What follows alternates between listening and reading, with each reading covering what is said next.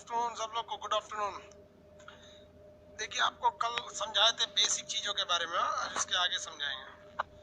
Basic वगैरह चीज़ें complete हो जाए। आप लोग को बोले थे हम ऑक्सफोर्ड स्कूल एटलस लेने के लिए, एक एटलस की बुक बोले थे लेने के लिए। आप लोग के पास वो बुक रहनी चाहिए, तभी काम करेगा। फ्रंट एंड पे जब 6-7 हज़ार लड़के आ जाए सर, तो बाकी लड़कों को बैक एंड पे लगा दीजिएगा, ठीक है।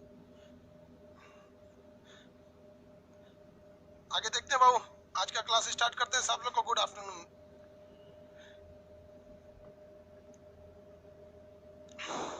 चलिए सब लोग को गुड आफ्टरनून। स्टार्ट करते हैं हम लोग पॉलिटी का क्लास। पॉलिटी का क्लास सुबह चलता है भाई।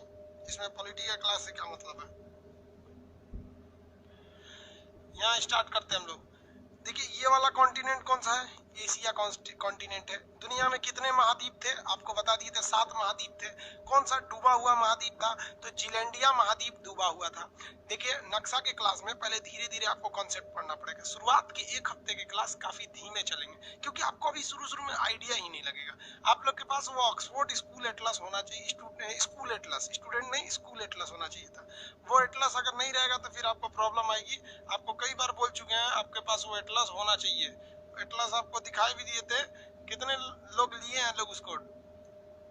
वो नहीं लेंगे तो फिर दिक्कत हो जाएगा आप लोग को। ये वाली बुक अगर नहीं लेंगे तो फिर पढ़ेंगे किस चीज से। हम तो आपको यहाँ से पढ़ाएंगे, ठीक है। आपको तो ये वाली बुक लेनी ही पड़ेगी ना। ये वाला बुक नहीं लेंगे तो फिर काम कैसे चलेगा। सब लोग के पास ये बुक 1 से 2 दिन के अंदर हो जाना चाहिए, वरना 1 से 2 दिन बाद जब पूरा फुल फ्लेडेड से स्टार्ट कर देंगे तो फिर समझ में नहीं आएगा आपको।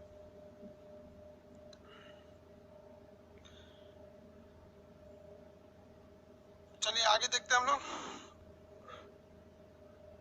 ऑक्सफोर्ड का है, हिंदी में इंग्लिश दोनों ले लेंगे, कोई एक ले लीजिएगा, कोई भी चलेगा। अगर स्टूडेंट वाला ले लिए हैं, देखिए कोई एक लीजिएगा, ये लेंगे तो ये सस्ता पड़ता है। और अगर दूसरा कोई ले लेंगे ना, तो हम पेज नंबर कोई और बोलेंगे।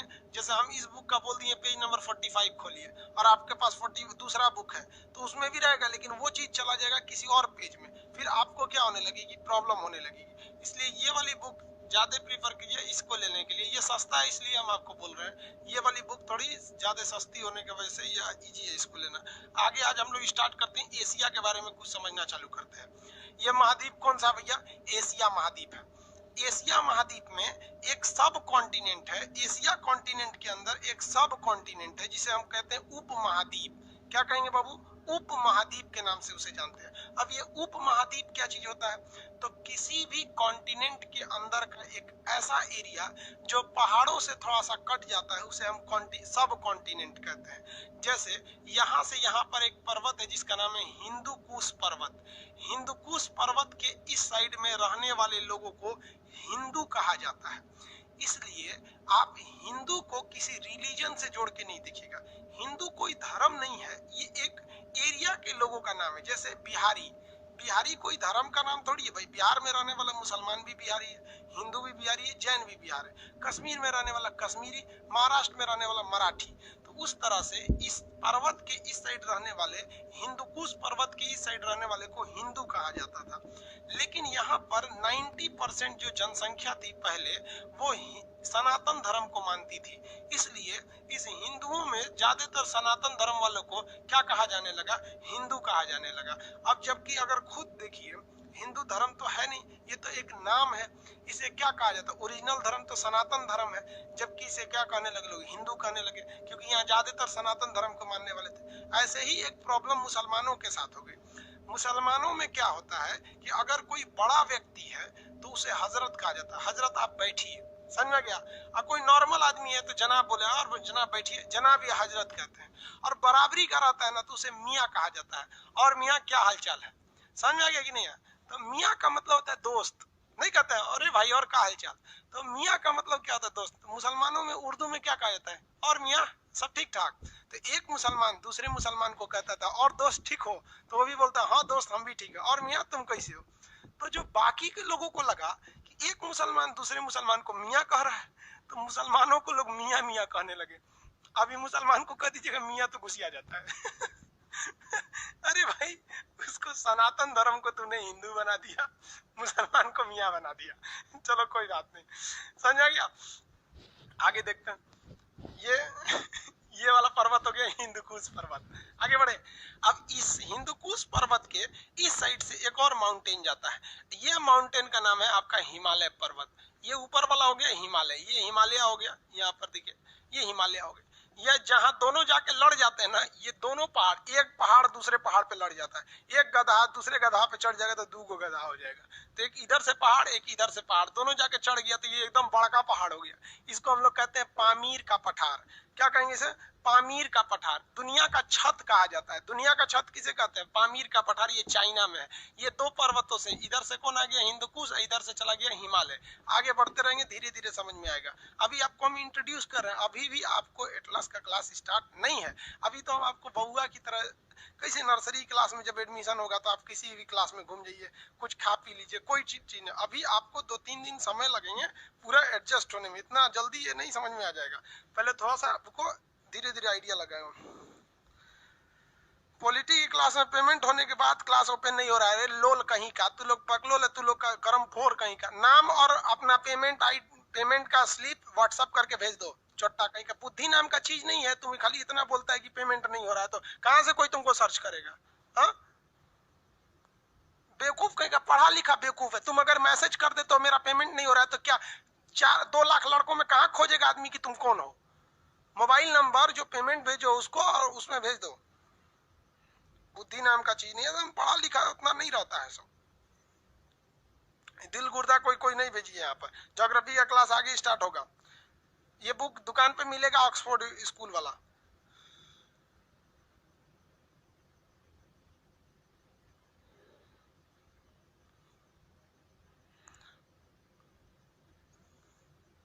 चलिए आप लोग देखिए, कोई डाउट रहे बस वही पूछा कीजिए। बाकी यहाँ पे उल्टा सीधा कमेंट मत पढ़िए, वरना हम कमेंट पढ़ना छोड़ देंगे। फिर आपको पढ़ाएंगे चले जाएंगे, जिस तरह यूट्यूब पे कैसे आते हैं पढ़ा के चल जाते हैं। इसलिए आप डिसिप्लिन में रहेंगे। ये पर्वत का नाम हो गया हिंदुकुश पर्वत, और ये पर्वत का नाम हो गया हिमालय पर्वत। अब एक म्यांमार के पास यहाँ एक पर्वत है जिसका नाम है आराकाम पर्वत। आराकाम पर्वत हो गया यहाँ पर। बताइए तो भारत को म्यांमार से कौन अलग करेगा? आराकाम पर्वत। भारत को चाइना से कौन अलग करेगा? कौन सा पर्वत अलग करेगा भैया? ये हिमालय पर्वत। और ये इधर कौन अलग करेगा? ये हो गया हमारा हिंदुकुश पर्वत। अब खुद देखिए, नीचे में कौन सा हो गया? नीचे में ये समुंदर हो गया। नीचे में क्या हो गया? समुंदर हो गया। अब अगर आप भारत में इस एरिया में आना चाहते हैं तो ये एरिया पूरी तरह सेफ है। नीचे से इसकी रक्षा समुंदर कर रहा है, ऊपर से इसकी रक्षा पर्वत कर रहा है। तो ये अपने ही महाद्वीप यानी एशिया महाद्वीप में ही ये एक एरिया थोड़ा सा कट गया है। और यहाँ का जो कल्चर है वो बाकी के लोगों के कल्चर से अलग है। जैसे देखिए, अगर इंडिया, पाकिस्तान, इंडिया, अब ये बांग्लादेश, नेपाल, भूटान, इस सब का कल्चर देखेंगे तो हम ही लोग की तरह। इन लोग का खाना पीना भी लगभग हम ही लोग की तरह मिलेगा आपको। ऐसा नहीं है कि लकड़ी से खाएगा सब चाइना वालों की तरह, ये खाली चाउमीन बर्गर उल्टा सीधा खा के रह जाता है। उतना तो हम लोग नाश्ता कर जाते हैं। तो इन लोग का कल्चर भी एक जैसे है, इसलिए इसे हम लोग सब कॉन्टिनेंट कहते हैं। इसे हम लोग उप महाद्वीप कहते हैं। अब आप बताइए, इस उप महाद्वीप में आपको सबसे बड़ा देश कौन सा दिख रहा है? तो इसमें सबसे बड़ा देश भारत दिख रहा है। तो इसे हम भारतीय उप महाद्वीप या इंडियन सब कॉन्टिनेंट कहते हैं। इस इंडियन सब कॉन्टिनेंट में कौन कौन आएगा? तो आपको यहाँ से दिखेगा भारत आएगा, यहाँ दिखेगा पाकिस्तान। तो इंडिया, पाकिस्तान, नेपाल, भूटान। यहाँ ये है नेपाल, यहाँ है भूटान। तो यहाँ कौन कौन आएगा? देखिए बताइए, पहला इंडिया, पाकिस्तान, नेपाल, भूटान, और ये है आपका बांग्लादेश। ये बांग्लादेश। म्यांमार तो आएगा नहीं, ये पहाड़ के इस साइड चला गया। चाइना आएगा नहीं, ये पहाड़ के उस साइड चला गया। अफगानिस्तान भी पहाड़ के उस साइड चला गया। तो जो जो इस पहाड़ के अंदर आते हैं वो भारतीय उपमहाद्वीप में आते हैं। इसमें क्वेश्चन रहेगा, क्या श्रीलंका आएगा? श्रीलंका नहीं आएगा। रीजन क्या है? ये समुद्र के बाहर चला गया। मालदीव आएगा? नहीं आएगा। भारतीय उपमहाद्वीप में श्रीलंका और मालदीव नहीं आते हैं सब। तो भारतीय उपमहाद्वीप में कौन कौन आएंगे? पांचों देश का नाम बताइए। भारत, पाकिस्तान, भारत, पाकिस्तान, नेपाल, भूटान, इधर बांग्लादेश। भारत, पाकिस्तान, नेपाल, भूटान, बांग्लादेश। ये लाइन से याद रहेगा नाम? कैसे याद रहना है? देखिए, इसमें पीओके का नक्शा जो है ना थोड़ा सा उधर दिखा दिया है। ये वाला एरिया पीओके है। जब इंडिया पढ़ाएंगे तब बता देंगे पीओके उतना काट लिया था। आगे देखिए, पहला देश बोलिए तो भारत, पाकिस्तान, नेपाल, भूटान, बांग्लादेश। पांचों याद रहेंगे सब ना? कौन कौन आते हैं सब? लाइन से बोलिएगा। लाइन गड़बड़ नहीं होनी चाहिए, सीक्वेंस नहीं गड़बड़ होना चाहिए। भारत, पाकिस्तान, नेपाल, भूटान, बांग्लादेश। भारत, पाकिस्तान, नेपाल, भूटान, बांग्लादेश, ये भारतीय उपमहाद्वीप में आते हैं। आपसे कहेगा इनमें से कौन सा देश भारतीय उपमहाद्वीप में नहीं आता है, तो भाई इन पांचों को छोड़ के तो कोई भी नहीं आता है। लेकिन आप ऑप्शन नंबर बी लगा दीजिएगा, श्रीलंका लिखा रहता है, ठीक है। क्वेश्चन आएगा इनमें से कौन सा भारतीय उपमहाद्वीप में नहीं आता, ऑप्शन नंबर बी, पढ़िएगा भी नहीं, श्रीलंका लिखा रहता है। समझ में आ गया? पढ़ा पढ़ा के हम बुढ़ा गए, नक्शे पढ़ा पढ़ा के। चलिए आगे समझते हैं। तो ये आपको उपमहाद्वीप हो गया। अब हम एशिया महाद्वीप में एंट्री करते हैं, हल्का फुल्का पढ़ते पढ़ते, थोड़ा थोड़ा एंट्री करेंगे लोग, डेली डेली थोड़ा थोड़ा, फिर आपको ये टोटल कॉन्टिनेंट महाद्वीप याद हो जाएंगे। एशिया महाद्वीप में उपमहाद्वीप तो ये हो गया। एशिया महाद्वीप में स्टार्ट हम लोग करते हैं तो साउथ से चालू करते हैं। देखिए किसी भी नक्शा को अगर आप लेंगे तो किसी भी नक्शा में नीचे का एरिया जो होता है वो साउथ होता है। ये कौन सा हो गया? साउथ हो गया। नीचे का एरिया साउथ, और ये ऊपर का एरिया नॉर्थ, ये इधर का एरिया वेस्ट, ये ईस्ट, यानी नीचे का एरिया दक्षिण होता है। क्या होता है? दक्षिण होता है। तो समझिए आगे, एशिया के नीचे यानी साउथ एशिया के, एशिया के नीचे यानी साउथ एशिया, एशिया के नीचे क्या हो जाएगा? South Asia. साउथ एशिया के लोगों ने एक एसोसिएशन बनाया। क्या बनाया? एसोसिएशन। साउथ एशियन नेशन ने क्या बनाया? एक एसोसिएशन बनाया। किस लिए एसोसिएशन बनाया? अपने क्षेत्र में आपसी सहयोग बनाने के लिए। तो किस लिए? रीजनल कोऑपरेशन के लिए, कोऑपरेशन के लिए, रीजनल कोऑपरेशन के लिए। तो साउथ एशियन एसोसिएशन मतलब दक्षिण एशिया के लोगों ने, नाम से समझिए, साउथ एशियन एसोसिएशन मतलब ये एशिया का जो साउथ का एरिया है, तो साउथ एशियन एसोसिएशन यानी एशिया के नीचे का एरिया, साउथ एशियन एसोसिएशन जो है, इस एशिया के नीचे के लोगों ने एक एसोसिएशन बनाया। किस लिए? रीजनल कोऑपरेशन के लिए, कि हम आपसी सहयोग करेंगे, आपस में मिलजुल कर रहेंगे। तो इसी को कहा गया, south Asian association for regional cooperation को सार्क कहा गया। क्या कहा गया? सार्क। तो सार्क एक देश है, ये देशों का समूह है, सार्क देश। इसको हिंदी में कहते हैं दक्षिण एशियाई क्षेत्रीय सहयोग संगठन, जिसे दक्षेस कहते हैं। क्या कहते हैं? दक्षेस। तो ये सार्क देश है। क्वेश्चन आपसे पूछेगा सार्क में कितने कंट्री आते हैं? क्या कहेगा? सार्क में कितने कंट्री आते हैं? तो सार्क में तो सबसे पहले बताइए, ये एशिया है, तो एशिया का ये दक्षिण वाला एरिया हो जाएगा, ये पश्चिम वाला एरिया हो जाएगा, ये उत्तर वाला हो जाएगा, ये पूरब वाला हो जाएगा। ये पूरब हो गया, ये साउथ यानी दक्षिण हो गया, ये वेस्ट यानी पश्चिम हो गया, ये उत्तर हो गया, नॉर्थ हो गया। अब आपके मन में तो एक सवाल है कि भाई अगर ये बोल रहा है कि साउथ एशिया, तो ये वाला पार्ट तो आएगा नहीं, ये तो वेस्ट एशिया में आ जाएगा। कहेगा ईस्ट एशिया, तो ये तो ईस्ट एशिया में आ जाएगा। नॉर्थ एशिया, तो ये तो उसमें चला जाएगा, है कि नहीं? साउथ एशिया में यही सब आएंगे, सब साउथ एशिया। तो जो साउथ एशियन एसोसिएशन है उसमें कौन आएगा? यही सब आने वाले हैं सब। अब इस साउथ एशियन में 8 देश आते हैं। जिनको 8 देश याद नहीं है ना, उन्हें ये बहुत अच्छे से याद हो जाए। जो अपने को होशियार समझेगा वो जिंदगी भर होशियारे रह जाएगा। बकलोलई का काम मत कीजिएगा, चुपचाप शांति से पढ़ते रहिएगा। आप कमेंट में, चैट में वही लिखिए जो आपको प्रॉब्लम है। गुड मॉर्निंग, गुड आफ्टरनून नहीं लिखिए बाबू। हम गुड आफ्टरनून, गुड मॉर्निंग करेंगे, उसमें दिखेगा भी नहीं कितने लोग करके चलेगा, है कि नहीं? बात समझिए, पढ़े लिखे आप लोग, इसलिए जो प्रॉब्लम आएगा वही लिखा करेंगे लोग। अब इसमें 8 देश में से कौन कौन है? आसियान फिर लिखते हैं बाबू, आसियान अलग होगा। ऑक्सफोर्ड एटलस का संस्करण नहीं मिल रहा है। आज हम एक बार मार्केट में देख लेते हैं मिल रहा है कि नहीं। नहीं मिल रहा है। सुधीर पटेल जी, पंडित पटेल नहीं, पंडित जी हैं। वीडियो क्वालिटी लो है, आप देहात में रह रहे होंगे इसलिए आपका लो है। 8 देश आते हैं, देखिए ध्यान से। सार्क में पहले सार्क देखिए, फिर 8 देश आते हैं।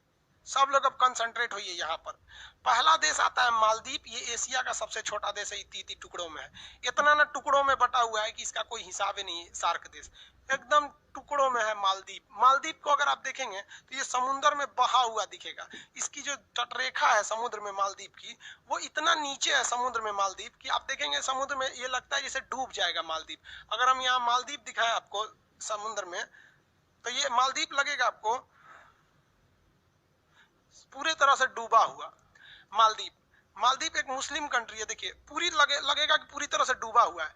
यहाँ सब लोग घूमने जाते हैं। ये देखिए मालदीव, ऐसे ही टुकड़ों टुकड़ों में मालदीव आपको मिलेंगे सब। यहाँ दिख रही है मालदीव, कुछ यहाँ पर है, कुछ वहां है, कुछ वहां है, तो सब लोग वहां छुट्टी मनाने जाते हैं मालदीव में। तो मालदीव बेसिकली जो है ना टूरिस्ट का एक हब एरिया है, यहाँ सब घूमने जाते हैं सर। इस तरह से घर और मालदीव में मिलेगा आपको यहाँ पर इस टाइप का। और ये मालदीव वाले जितने लोग होते हैं ये छुट्टियां मनाने के लिए मालदीव में अक्सर जाया करते हैं लोग। हमारे यहाँ आप लोग में भी जाइएगा लोग भाई छुट्टी उट्टी मनाने, शादी ब्याह हो जाएगा ना तो मैडम को लेके कहाँ जाइएगा आप लोग, मालदीव में। इस तरह से आपको एक घर दे देगा सर घूमने फिरने के लिए। देखिए कितना बेहतरीन टाइप का लग रहा है मालदीव। पानी अगर बढ़ेगा समुद्र में ना सबसे पहले मालदीव डूब जाएगा। देखिए तो भैया कितनी ऊंचाई है इसकी, कत्ता थोड़ा सा पानी मिलेगा उधर चला जाएगा। अभी पानी में घर बनाया है देखिए इस तरह से। तो एशिया का सबसे छोटा देश है मालदीव। अगर समुद्र का स्तर उठेगा तो एशिया में डूबने वाला पहला देश मालदीव होगा। 1 से 1.5 मीटर ऊंचा है, ये डूब जाएगा। लेकिन इसकी इकोनॉमी इतनी बेहतरीन ढंग से है कि यहाँ पर बहुत से लोग टूरिस्ट आते हैं और सबसे ज्यादा फायदा जो होता है उन्हें टूरिस्ट से होता है। कुछ कर जो घूमने जाते हैं ना दिल खोल के पैसा उड़ाते हैं। 10 दिन लाएंगे तो लाखों रुपया फूंक के चलाएंगे सर। और जो परमानेंट वहीं का रहने वाला है उसको पता है कौन सा सामान महंगा मिलेगा कौन सस्ता मिलेगा। अब देखिए ना कितना बेहतरीन है, झोपड़ी टाइप का बना दिया, अंदर एसी है, यहाँ बाहर कुर्सी लगा दिया बैठने के लिए। यहाँ एक तो आपको छोट मोट ऐसे मछली उछली मारते रहिए, यहाँ ज्यादा गड्ढा होगा नहीं। यहाँ पर खूब बेहतरीन बना दिया मालदीव को। तो एशिया में सार्क में सबसे नीचे कौन आ गया, मालदीव आ गया। समझ में आ गया कि नहीं आ गया। तो ये कौन हो गया, मालदीव। मालदीव की राजधानी माले। जो देश बताएंगे आपको उसकी राजधानी याद रहना चाहिए। यहाँ पर ये मुस्लिम कंट्री है, यहाँ ज्यादातर लोग मुस्लिम रहते हैं। आगे बढ़े, पहला मालदीव हो गया। दूसरा देखेंगे तो दूसरा में आ जाएगा श्रीलंका। दूसरी कंट्री में श्रीलंका आ जाएगी। खांसी हो गया, कोरोना तो ना हो गया। ये हो गया श्रीलंका। श्रीलंका यहाँ पर अशोक ने अपने बेटा तथा बेटा महेंद्र और बेटी संगमित्रा को कहाँ भेजा था, तो वो भेजा था श्रीलंका में। श्रीलंका में बौद्ध धर्म के लोगों को अधिकता है। यहाँ रावण भी था, आपको पता है कि रावण कहाँ का था, श्रीलंका का रहने वाला। श्रीलंका की पहले राजधानी कोलंबो थे, अभी श्री जयवर्धनपुरम हो गई है। तो सार्क में पहला देश नीचे से बोलिए तो मालदीव, दूसरा हो गया श्रीलंका। समझ में आ गया। सीता जी 83 दिन की 84 दिन तक लंका में रही थी और वापस शुद्ध आई थी पवित्र रूप से। ये मर्यादा पुरुषोत्तम की राम की बहादुरी से ज्यादा रावण की इंसानियत थी। वो एक सतयुग था जो इंसानियत था। हालांकि रावण को तो श्राप था कि सीता जी के पास जाएगा तो जल के भस्म हो जाएगा। वो तो बेचारा अपने पिंड छोड़ाने के लिए सीता जी का अपहरण किया कि राम जी के हाथ में मरेंगे तो हमारा राक्षस योनि से फुर्सत मिलेगा। तो विधि का विधान था। तो ये श्रीलंका। अभी आप कहेंगे कि सर श्रीलंका के बारे में ज्यादा कुछ बताए नहीं, तो बाबू पहले आप ये देख लीजिए श्रीलंका है क्या, फिर हम श्रीलंका के अंदर जाके एक एक एरिया बताएंगे जो एग्जाम में पूछता है। पॉइंट पेड्रो क्या है, एलिफेंटा क्या है, यहाँ पर आपकी महावली गंगा क्या है, हम्बन टोटा क्या चीज है, ये सारी चीजों आपको बताएंगे। लेकिन एक दिमाग में पहले रफली आइडिया रहना चाहिए। अब जैसे हम आपको बता दें जर्मनी क्या, पता नहीं इसमें जर्मनी है क्या। अभी आप देखे होंगे ना आर्मेनिया के जहाज को मार के गिरा दिया, ने गिरा दिया यहाँ पर। तो पहले आपको वहां पता तो रहना चाहिए। आपको यूट्यूब पे अभी वीडियो डालेंगे शाम को रात में कि आर्मेनिया के जहाज को मार के गिरा दिया, तो नक्शा में पता रहेगा तब ना पता चलेगा कि भारत से कितना दूर है आर्मेनिया, किसको ज्यादा खतरा है इससे। तो ये श्रीलंका दूसरा हो गया। उसके बाद इंडिया को आपको हम लगभग 1 महीना पढ़ाएंगे इंडिया के बारे में। तो इसलिए इंडिया के बारे में अभी ज्यादा डिटेल से नहीं, अभी पूरे वर्ल्ड को देखते हैं। पहला देश बोलिए, मालदीव, श्रीलंका, भारत। पहला मालदीव, श्रीलंका, भारत। भारत के बाद पाकिस्तान, ये भी साउथ एशिया में आता है। ये भी किसमें आता है, साउथ एशिया में। पाकिस्तान के बारे में भी डिटेल से बताएंगे। अभी पहले देश का नाम याद रखिए। कितने देश हो गए सब, 4। पहला मालदीव, श्रीलंका, भारत, पाकिस्तान। इसके बाद आता है अफगानिस्तान। अफगानिस्तान भले किसमें नहीं आता है, मतलब सब कॉन्टिनेंट में नहीं आता है, लेकिन ये एशिया के दक्षिणी भाग में ही स्थित है। ये इसको एशिया का दक्षिण एशिया कहते हैं। देखिए ना नीचे स्थित है। इसमें पहला बोलिए मालदीव, श्रीलंका, भारत, पाकिस्तान, अफगानिस्तान। मालदीव, श्रीलंका, भारत, पाकिस्तान, अफगानिस्तान। ये चारों याद रहेंगे, फटाफट बोलिए 5 ठो। मालदीव, श्रीलंका, भारत, पाकिस्तान, अफगानिस्तान। यहाँ हो गया अफगानिस्तान। इधर देखेंगे नेपाल, भूटान, नेपाल, भूटान, बांग्लादेश, नेपाल, भूटान, बांग्लादेश, नेपाल, भूटान, बांग्लादेश। चलिए याद हो गया आपको कितने देश हैं, 8। पहला, आंख बंद करिए सारे लोग, अकेले में बैठ के पढ़िएगा, अब बोल बोल के पढ़िएगा वरना याद नहीं होगा नक्शा। पहला मालदीव, श्रीलंका, भारत, पाकिस्तान, अफगानिस्तान, नेपाल, भूटान, बांग्लादेश। अगर ऐसे याद करेंगे ना, तो अगर गलती से कोई एक देश भूल भी गया ना, तो आपके दिमाग में रहेगा। आप लोग गलती कैसे करते हैं, 8 देश पता है कितने हैं, याद कैसे करेंगे? नेपाल, श्रीलंका, भूटान, कहेंगे ले कौन छूट गया, पता नहीं चला। यही है हमारे हिंदुस्तान की खराबी, ऐसी पढ़ा दिया जाता है लड़कों को, क्योंकि उन्हें पता ही नहीं चलता हम कौन सा बोले, कौन सा छूट गया। लाइन से बोलना है आप लोग को, लाइन से बोलिए फटाफट, कमेंट करके लिखेंगे। कमेंट में देखें केवल पहला अक्षर, जैसे एम से मालदीव, श्रीलंका, इंडिया, पाकिस्तान, अफगानिस्तान, नेपाल, भूटान, बांग्लादेश। हो गया? ऐसे एक एक अक्षर करके लिखते चलिए, फटाफट कमेंट करके बताएंगे। पहला मालदीव, श्रीलंका, भारत, पाकिस्तान, नेपाल, भूटान, बांग्लादेश। हो गया? मालदीव, श्रीलंका, भारत, पाकिस्तान, नेपाल, भूटान, बांग्लादेश। इस तरह से याद रखना है। आपको लोगों को लगेगा बड़ी पढ़ने में विद्वान है, पढ़ाई कुछ भी नहीं है बाबू, बहुत सिंपल है। 8 देश, 8 देश मतलब मुश्किल से 3 सेकंड, मुश्किल से कितना second? 3 second. Maldives, Sri Lanka, Bharat, Pakistan, Nepal, Bhutan, Bangladesh, 2 second हुआ ही, समझ में आ गया? 2 सेकंड बहुत है, फटाफट लिख के जवाब दीजिए। Very good. मालदीव, श्रीलंका, आप पहला अक्षर भी लिखेंगे तो चलेगा, लेकिन सीक्वेंस गड़बड़ नहीं होना चाहिए, सीक्वेंस गड़बड़ नहीं। मालदीव, श्रीलंका, अरे पहले एल कौन देश है भैया, इसमें एल लिखते हैं, एस एल श्रीलंका, बस एस लिख दीजिए, समझ जाएंगे श्रीलंका। एस एल लिखने की क्या जरूरत है? आई सी इंडिया, वेरी गुड, बहुत अच्छा, ऐसी जवाब आना चाहिए। देखिए इस तरह से जवाब आता है ना, तो लगता है चलो पढ़ाना साक्षर हो गया आप। ये जितने लोग फ्रंट एंड पर है, 6000 से ज्यादा लड़के फ्रंट एंड पे हैं, और बैक वालों का जवाब क्या है? बैक एंड वाले पे देखेंगे, बैक एंड वाले, बैक एंड पे जितने ज्यादा लड़के हैं सबको बैक एंड पे भेजिएगा। हाँ श्यामलाल जी आपका, चलिए बाबू, अफगानिस्तान सब कॉन्टिनेंट में नहीं आएगा, लेकिन वो हमारे सार्क में आ जाता है, ठीक है। बैक एंड वाला कह रहा है सर हम लोग क्या पैसा नहीं दिए? अरे भाई सब लोग पैसा दिए हैं, लोग लोड के हिसाब से होता है ना, बैक एंड और फ्रंट एंड, ये सब लोड के हिसाब से होता है। चलिए ऐसा नहीं है, वो पूछ रहा है सर हम लोग बैक एंड वाले, मतलब हम लोग किसी काम के नहीं है भाई, सब लोग काम के। बैक एंड सर्वर तगड़ा होता है। आगे बढ़े, ये दिल बना के मत भेजो भाई, सबसे नफरत है।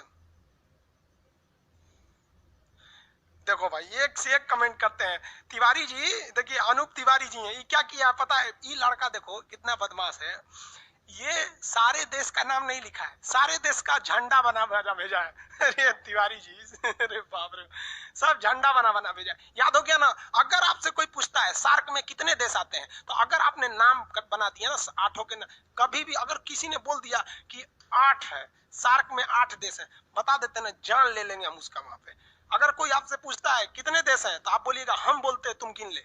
समझ में आ गया कि नहीं? तब आपको पता चलना चाहिए खान सर का स्टूडेंट है। एकदम पहचान है, अलग पहचान है कि खान सर के पास पढ़ा है, कहीं और पढ़ा है। पूछिएगा सार्क में कितने देश, अगर कह दिया 8, समझ जाइएगा हमारे पास नहीं पढ़ा है। और अगर बैक एंड वाले भी ध्यान देंगे लोग, सब लोग, अगर मान लीजिए पूछ रहा है कि सार्क में कितने देश है, अगर कह दिया हम बोलते हैं कि मालदीव, श्रीलंका, भारत, पाकिस्तान, नेपाल, भूटान, बांग्लादेश, समझ जाइए अरे बाप रे बाप, हमसे सीनियर है, खान सर के पास पहले पढ़ लिया। समझ गया? कितने देश? 8। कितने देश? 8। 2 सेकंड में बोलिए। अगर आप क्लास में बैठे हैं, कहीं भी बैठिए, रूम में जगह नहीं है, बाथरूम में मोबाइल लेके चलिए, उसी में बैठल रहिए। लड़का सब लड़की से बतियाता है ना, तो बाथरूम में चल जाता है, टोटिया खोल देता है, उसमें भड़ भड़ भड़ आवाज करते रहता है, अंदर बतियाता है, हाँ हाँ कैसी हो, लोल कहीं का, वैसे घुस जो कहीं।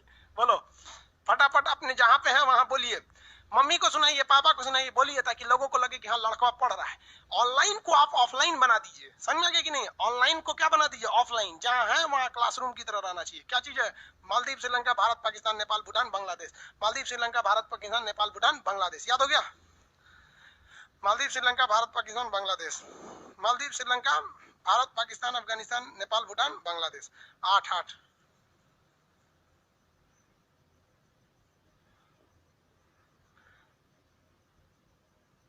समरकंद आ गया भाई, समरकंद। अरे भाई अभी सार्के का कोई खास नहीं, अब आगे बढ़े। चलिए देखिए यहाँ पे वो बफरिंग कर रहा है क्या? नहीं ना, दोनों का देखते रहिएगा, बैकएंड पे ज्यादा ध्यान दीजिएगा, उस पे लड़कों का लोड ज्यादा है। अब एक काम करते हैं, अब थोड़ा सा हम लोग ना इन सब के, इन 8 के बारे में कुछ डिटेल से जानकारी ले लेते हैं कि भूलेगा नहीं। हम कहते हैं कि 8 भूल जाएगा, लेकिन हम ऐसा काम करते हैं कि भूलवे नहीं करे। जैसे आप किसी रेलवे स्टेशन पे गए, वहां हजारों लोग मिलते हैं, लेकिन कुछ लोग याद रह जाते हैं, कुछ नहीं याद रहते हैं। आप चाहते हैं कि हमको कोई ना भूले तो कुछ ऐसा कांड कर दीजिए कि न भूले, जैसे उसको बुला के एक लोटा खेखार थूक दीजिए मुंह में भचाक से, आपको नहीं भूलेगा वो। मतलब कुछ भी कीजिए लेकिन उसके साथ कुछ घटना होनी चाहिए। इन सबसे घटनाओं को हम याद कर लेते हैं। चलिए थोड़ा शीत युद्ध के बारे में आपको ले चलते हैं। देखिए ये जो जगह है ना श्रीलंका, ये काफी महत्वपूर्ण जगह है। इस श्रीलंका के नीचे का एक बंदरगाह है जिसका नाम है हम्बन टोटा। अब आपको ये श्रीलंका पूरी दुनिया में भी पता होना चाहिए कि वर्ल्ड का अगर नक्शा देखेंगे तो श्रीलंका कहाँ मिलेगा। हाँ, वर्ल्ड के नक्शा में श्रीलंका देखिए, ये वाला देखिए, वर्ल्ड जब नक्शा खुलता है ना तो इस पे कोई भी चीज क्लियर नहीं दिखती। इतना छोटा नक्शा में पूरा दुनिया को हटाएंगे तो क्लियर कैसे होगा? तो ये आपके अंदाजा पे डिपेंड करता है। देखो बाबू, ये है श्रीलंका, यहाँ ध्यान दे श्रीलंका। अब कंसेप्ट समझिए जो हम समझाने जा रहे हैं। ये है हमारा प्यारा हिंदुस्तान, ये हमारा हिंदुस्तान हो गया। और ये देखिए ये यूएसए, यूएसए हो गया, ये पहली दुनिया में आता था।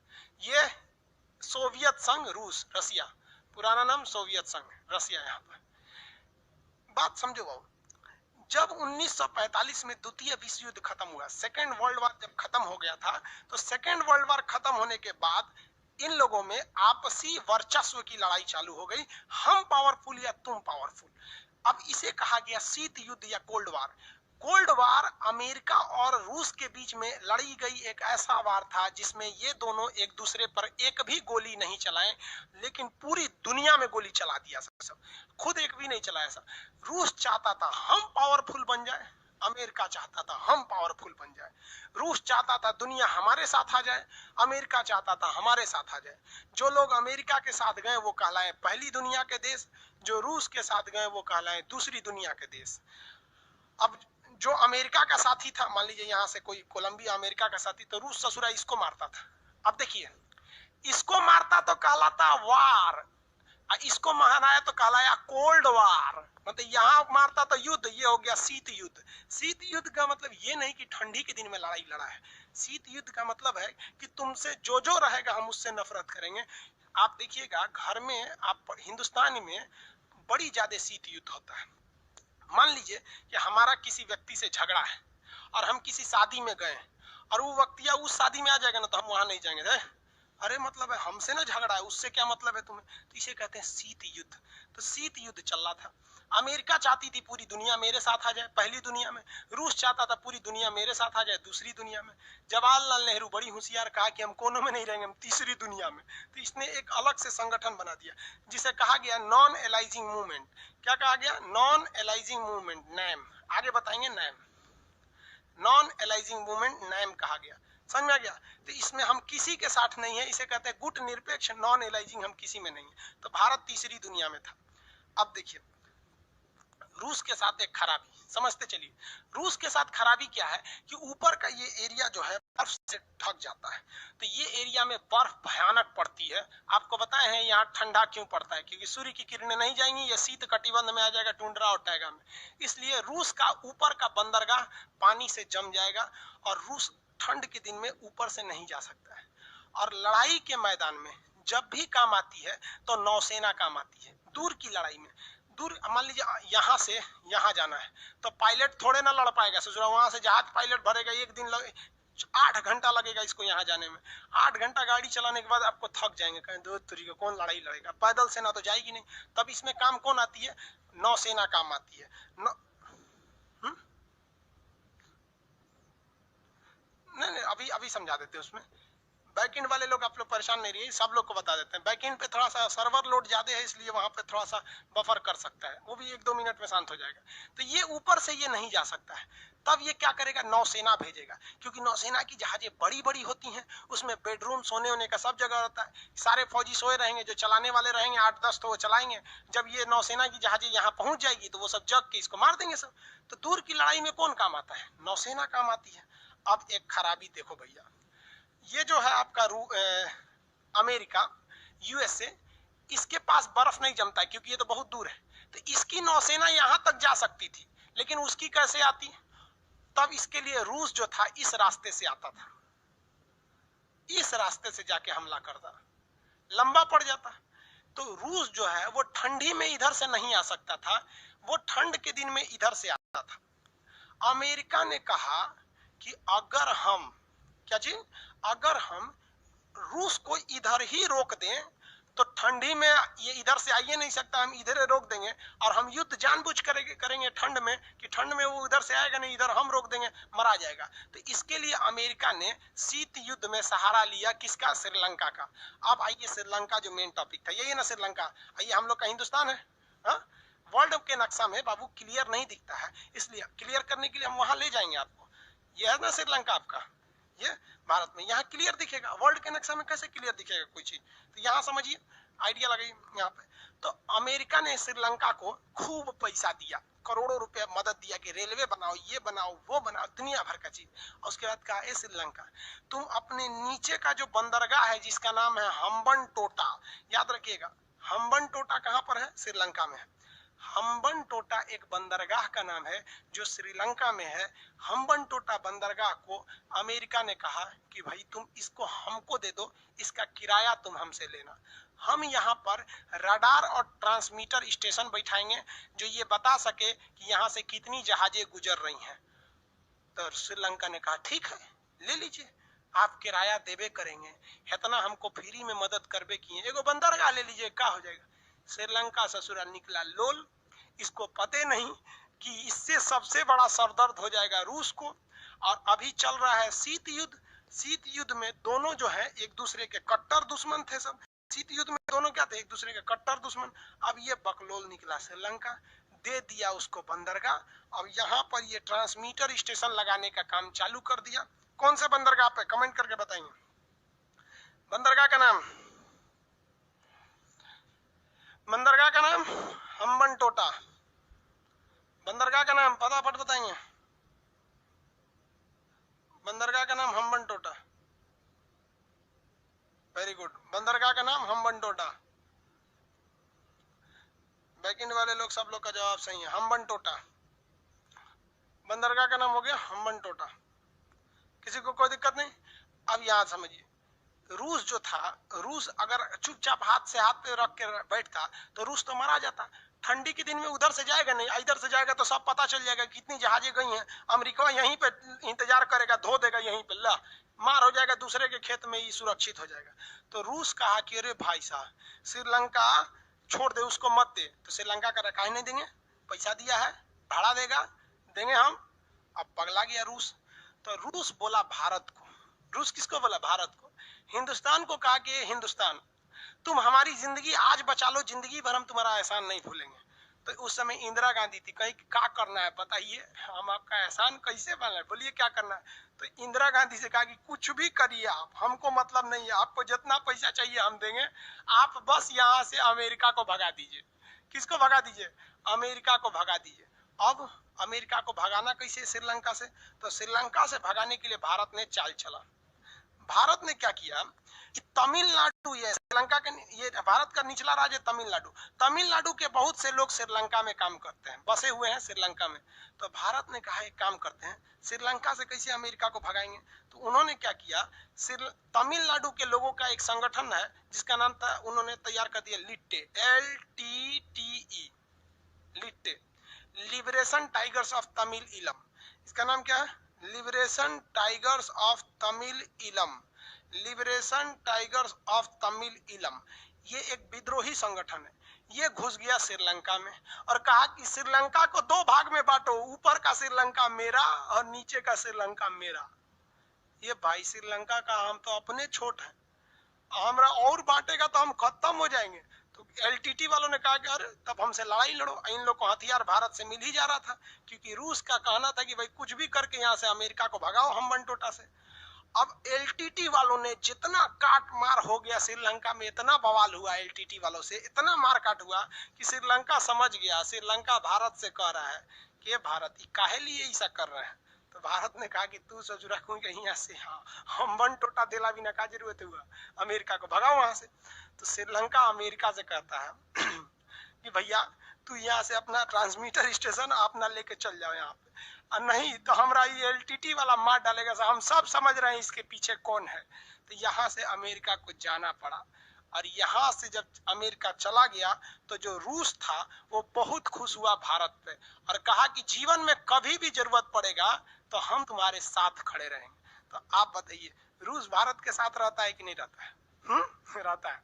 श्रीलंका में हम्बन टोटा के चक्कर में बहुत लोग मराए थे लोग, एलटीटी वालों ने मार दिया। और जब अमेरिका चला गया ना तो भारत एलटीटी वालों को मार दिया। जा यहाँ पे एलटीटी वालों ने मिला तो सोनिया गांधी के लड़का राजीव गांधी को उड़ा दिया, कहा कि तुम हमारे साथ खिलवाड़ कर रहा था, तुमको उससे बंदरगाह भगाना था तो तुम हमको भेज दिया, हम वहां कितने लोगों को मारे, फिर तुम हमको मार दिया। तो अंतरराष्ट्रीय चीजों में कोई किसी का दोस्त नहीं होता है। एलटीटी समझ गया, कहेगा कि एलटीटी की समस्या कहां पर है? एलटीटी की समस्या कहां पर है? एलटीटी संगठन श्रीलंका में थी, मारे उड़ के खत्म कर दिया गया। समझा कैसे? एलटीटी ने किसको भगा दिया? अमेरिका को। हम लोग किसको भगा दिए? एलटीटी को। बाढ़ में जाओ। इसका बदला चुकाना पड़ा राजीव गांधी को, बम से उड़ा दिया सब राजीव गांधी को। आज भी रूस जो है, आज भी रूस किसके साथ रहता है? भारत के साथ। हम लोगों ने उसका बहुत बहुत कांड किया है। अब अमेरिका के लिए ना एगो नया दुश्मन हो गया, कौन? भारत। क्योंकि अमेरिका जान रहा था कि यही चोट्टा किया है, इसी की वजह से भागे हैं, इसलिए अब वो भारत से भी बहुत खफा हो गया।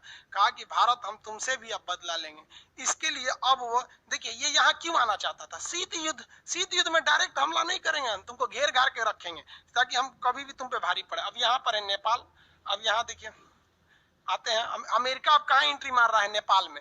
सोचा कि अगर नेपाल में घुस जाएंगे तो हमारा नया दुश्मन बना है भारत, इनको भी देख लेंगे, चीन को भी देख लेंगे, और यहाँ से जहाज लेके सड़क से घुस जाएंगे रूस में। यहाँ से कितना मिनट लगेगा? 20 मिनट में तो रूस घुस जाएंगे। इसलिए अब अमेरिका का निशाना श्रीलंका नहीं था, अमेरिका का निशाना था नेपाल। अब ये नेपाल में एंट्री कैसे करे?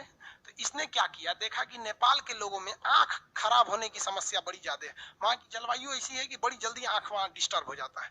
तो अमेरिका ने अपने हजारों डॉक्टरों को नेपाल में भेजा और कहा कि देखो यहाँ के लोगों का आंख खराब हो जाता है, फ्री में इलाज करो। तो अमेरिका से आंख के हजारों डॉक्टर आए, फ्री में इलाज किए।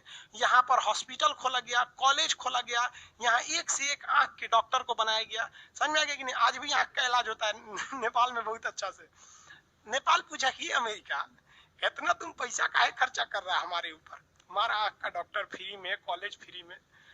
तो नेपाल का भारत ने, अमेरिका ने कहा ए नेपाल सुनो ना, हमको तुम यहाँ एगो एयरपोर्ट बनाने को दे दो भाड़ा पे, हम उसका किराया देंगे, बनाएंगे हम ही सब, किराया देंगे। नेपाल का ठीक है ले लीजिए, कोई दिक्कत नहीं, आप हमारे लिए इतना कर रहे हैं। बकलोलवा इसको समझ में नहीं आ रहा है श्रीलंका का भी क्या हाल हुआ है कितना लोग कटाए हैं वहां श्रीलंका में, 6 लाख लोग मारा गए थे वहां। श्रीलंका के क्या अभी ये एयरपोर्ट देने जा रहा है। जब यहाँ उस समय नेपाल में प्रधानमंत्री नहीं होते थे, राजा होते थे वहां पर, तो ये कहा ठीक है ले लीजिए हमसे एयरपोर्ट। जैसे वहां का राजा कहा कि ठीक है एयरपोर्ट ले लीजिए, नहीं खबर लीक हो गया, चाइना कहा कि नेपालवा कहीं चोटा कहीं का तुम हमरे सीधाने ले आके तुम चाइना को देगा, अमेरिका को देगा। अब नेपाल कहा कि हम तोड़ा ना छोड़ेंगे, तो भारत ने कहा कि भाई चाइना उससे निपटा देगा। चाइना यहाँ पर ना, चाइना के उस समय राष्ट्रपति आते हैं माओ सेतुंग, माओ राष्ट्रपति थे। तो माओ ने अपनी 2-4 गो आतंकवादियों को घुसा दिया, जिसे कहा गया माओवादी। क्या कहा गया? माओवादी। भारत ने क्या घुसा दिया था? एलटीटी। चाइना ने क्या घुसा दिया? माओवादी। अब ये माओवादी चाइना में घुस गए।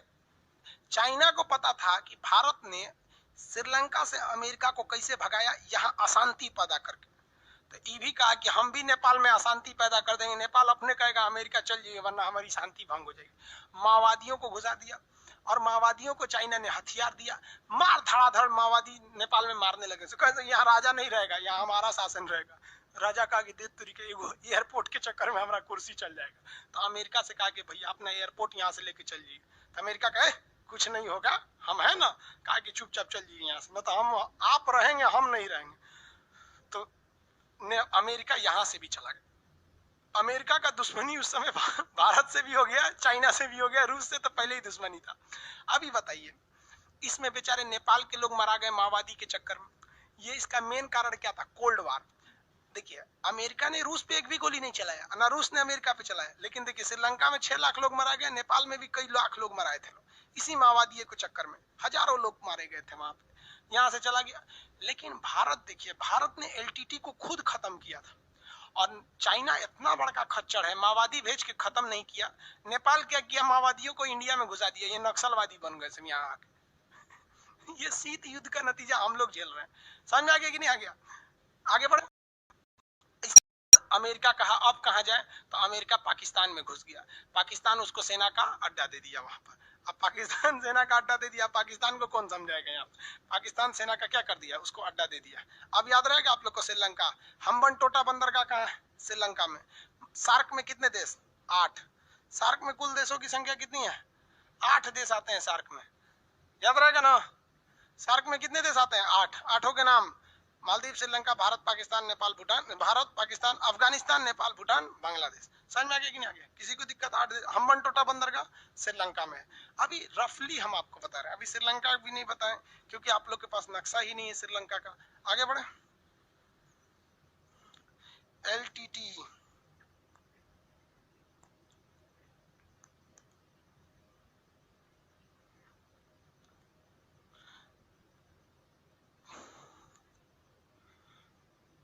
आगे बढ़ जाना।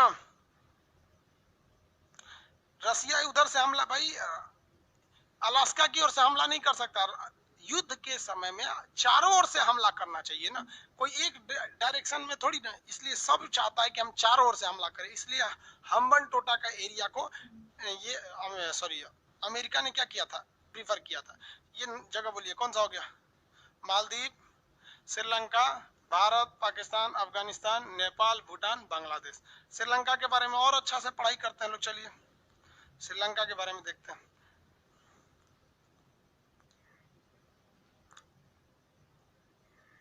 देखिए श्रीलंका का आकार जो है ना आंसुओं की तरह, ये श्रीलंका, श्रीलंका पे भी पहले ब्रिटेन का अधिकार था।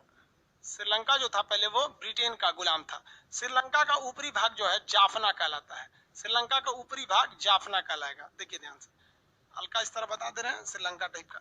श्रीलंका का जो ऊपरी भाग है क्या कहलाता है, जाफना कहलाता है। आपके पास नक्शा नहीं है ना, जाफना। एक्चुअली आपके पास एटलस नहीं है, कोशिश करिएगा एटलस खरीदने के लिए। श्रीलंका का ऊपरी भाग क्या कहलाता है, जाफना कहलाता है। जाफना में कौन घुस गए थे, LTT। और जाफना के निचला भाग का नाम है एलिफेंटा। क्या नाम है इसका, एलिफेंटा पास। यहाँ पर पहाड़ों के बीच एक दर्रा है। देखिए दो पहाड़ों के बीच के पतला रास्ता को दर्रा कहा जाता है, चौड़ा रास्ता को घाटी कहा जाता है। तो एलिफेंटा पास, ये क्वेश्चन कई बार पूछा है कि एलिफेंटा पास किस देश में, श्रीलंका में। एलिफेंटा पास के ऊपर वाली जमीन को क्या कहते हैं, जाफना कहते हैं। जाफना को अलग करने की लड़ाई कौन लड़ रहा था, आपका LTT लड़ रहा था। यहाँ का सबसे ऊपरी बिंदु क्या है, पॉइंट पेड्रो। क्या है, पॉइंट पेड्रो। क्वेश्चन पूछेगा इनमें से कौन सा देश भारत में, इनमें से कौन सा जगह भारत में नहीं है। आप ऑप्शन डी लगा दीजिएगा। क्या लगाएंगे, ऑप्शन डी। ऑप्शन डी पे लिखा रहता है point Pedro. Point Pedro Jaffna का भाग है। किसका भाग है, जाफना। तो जाफना से 3 क्वेश्चन पूछेगा। जाफना कहाँ है, श्रीलंका के ऊपरी भाग में। जाफना का ऊपरी बिंदु क्या कहलाता है, पॉइंट पेड्रो का नहीं है। उसके बाद और क्वेश्चन पूछेगा, जाफना और श्रीलंका का मेन अलग करने वाला कौन सा दर्रा है, एलिफेंटा दर्रा है। किसी को कोई दिक्कत नहीं। श्रीलंका का निचले बंदरगाह का नाम क्या है, हम्बन टोटा। बंदरगाह का नाम क्या है भैया, हम्बन टोटा। श्रीलंका का निचला बंदरगाह का नाम हम्बन टोटा। किसी को कोई दिक्कत नहीं। श्रीलंका के इस साइड में इसकी राजधानी है श्री जयवर्धनपुरम। पहले राजधानी थी कोलंबो, अभी राजधानी क्या है, श्री जयवर्धनपुरम। श्रीलंका की वर्तमान राजधानी श्री जयवर्धनपुरम। श्रीलंका हम लोगों से ज्यादा चाय को दूसरे देशों को बेचता है, लेकिन हम लोगों से ज्यादा वो चाय उगाता नहीं है। देखिए हम लोग जो हैं चाय बहुत ज्यादा मात्रा में उगाते हैं, लेकिन उससे भयानक पी जाते हैं। घर में कोई घुसा, चाय पिलाओ जी, लगता है जिसे चाय पीने के लिए आया। कुछ अरे चाय पी लीजिए, कहे चाय पी लीजिए, घुसते ससुरा चाय पी लीजिए। ससुराल, नैहर, सौतन के घर, कहीं घुसिए, कौन जी चाय पीजिए। तो भाई हम लोग छोड़ते कहाँ है, डकच जाते हैं पूरा चाय। श्रीलंका के लोग चाय नहीं पीते हैं, इसलिए वो लोग चाय को दूसरे देश को निर्यात कर देते हैं। श्रीलंका के नीचे का बंदरगाह का नाम हम्बन टोटा। श्रीलंका की वर्तमान राजधानी कोलंबो है। श्रीलंका की वर्तमान राजधानी कोलंबो। अब एक चीज समझिए, श्रीलंका और भारत के बीच में जो समुद्र है वो बहुत पतला है। श्रीलंका और भारत के बीच में जो समुद्र है ना बहुत पतला है। देखिए दिखा देते हैं। अब ये दिखेगा नहीं, आप लोग को ज्यादा चौड़ा कर देंगे तो। यहाँ दिख रहा है श्रीलंका। तो ये समुद्र जो है ना बहुत ही पतला है। यहाँ पे पानी वाली जहाज नहीं जा सकती है। अब ये इसे लोग कहते हैं आदम ब्रिज, इसी को कहते हैं लोग राम सेतु। समझ में आ गया। ईसाई और मुस्लिम परंपरा के हिसाब से यहाँ से आदम गए थे और हिंदू परंपरा के हिसाब से यहाँ से राम जी गए थे, तो इसे राम सेतु या आदम ब्रिज कहा जाता है। इसको ना गड्ढा नहीं है, इसलिए यहाँ से अगर जहाज को जाना है तो श्रीलंका होके जाता है, या इधर से किसी जहाज को जाता है तो ये श्रीलंका पार करके जाता है। जबकि अगर ये गहरा होता तो इतना लंबा दूरी नहीं तय करनी पड़ती, हम लोग यहीं से इस साइड में जा सकते थे। तो कहा जाता है कि इसको गहरा कर देना चाहिए। अब कुछ लोग इसका विरोध करते हैं कि राम जी के आप पुलवा तोड़ना चाहते हैं। अरे भैया हम काहे तोड़ना चाहते हैं, उसके बीचवा में से एगो पतला तनी सा गली बराबर रास्ता निकालना चाहते हैं ताकि उधर से जहाज चल जाए। दिक्कत समझिए क्या है कि कुछ लोग देश को किस तरह से चौपट कर रहे हैं। ये हम्बनटोटा बंदरगाह जो है वर्तमान समय में चाइना ले लिया है।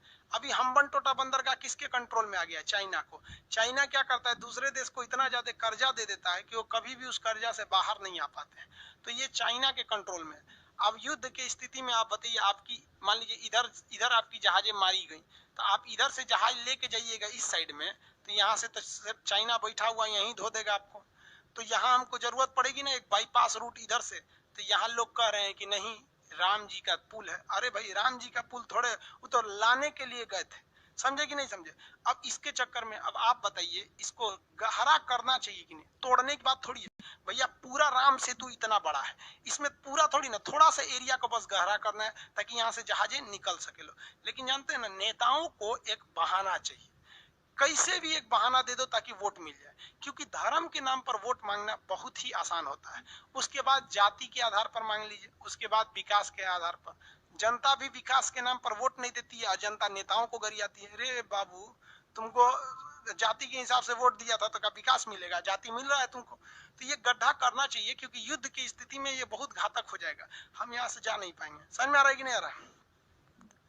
किसी को कोई दिक्कत नहीं है यहाँ पे?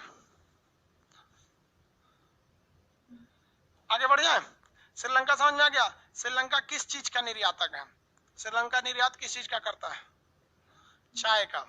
श्रीलंका पहले किसका गुलाम था? ब्रिटेन का। निचला बंदरगाह का नाम हम्बनटोटा। वर्तमान राजधानी श्री जयवर्धनपुरम। उससे पहले की राजधानी श्रीलंका की उससे पहले बहुत पहले अनुराधापुर राजधानी थी उसकी।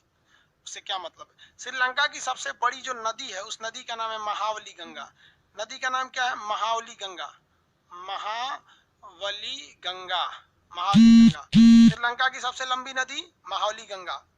श्रीलंका की सबसे बड़ी नदी है महावली गंगा। ठीक है, आप लोग का कल इसका पीडीएफ लोड कर दिया जाएगा और कल आप लोग एटलस जरूर लेके रखेंगे लोग। एटलस में क्या है कि आप किसी और भी कंपनी का अगर एटलस लेंगे तो केवल पेज नंबर का डिफरेंस रहता है, तो ढूंढने में थोड़ा आपको टाइम लग जाएगा। जैसे अभी मान लीजिए ऑक्सफोर्ड वाले में पेज नंबर 47 पे है श्रीलंका, और आपको ले लेंगे तो वहां श्रीलंका कहाँ रहेगा, फिर आपको ढूंढने में प्रॉब्लम होगा। बस इसीलिए कर रहे हैं और कोई प्रॉब्लम नहीं है। सबसे लंबी नदी महावली गंगा। कौन सा दर्रा है? एलिफेंटा दर्रा। सबसे ऊंची बिंदु यहाँ पे पॉइंट पेड्रो। ऊपर का राज जाफना। कौन से संगठन? एलटीटी। समझ आ गया आप लोग को? श्रीलंका के बारे में कोई दिक्कत नहीं है।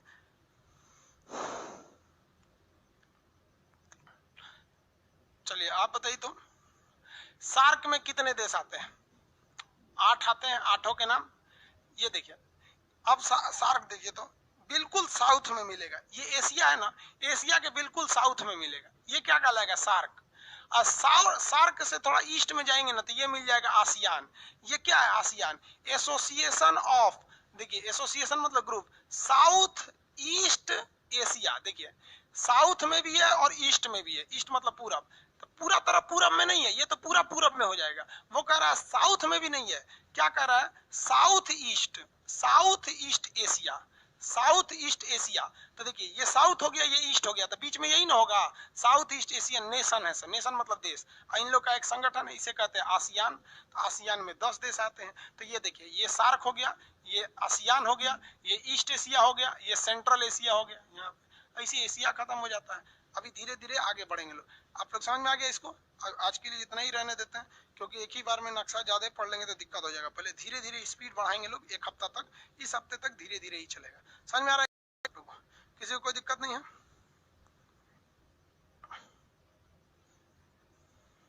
बुक के राइटर का नाम नक्शा है, इसमें राइटर कहाँ से आएगा? सर्वे ऑफ इंडिया बनाती है, ऑक्सफोर्ड का है। बाबू पेज नंबर दोनों का बता।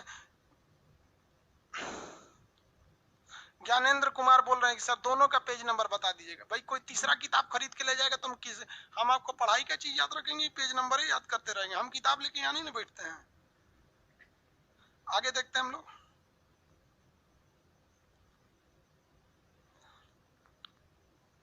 मेरे पास स्टूडेंट एटलस है, जिसके पास है उसको खरीदने की जरूरत नहीं है।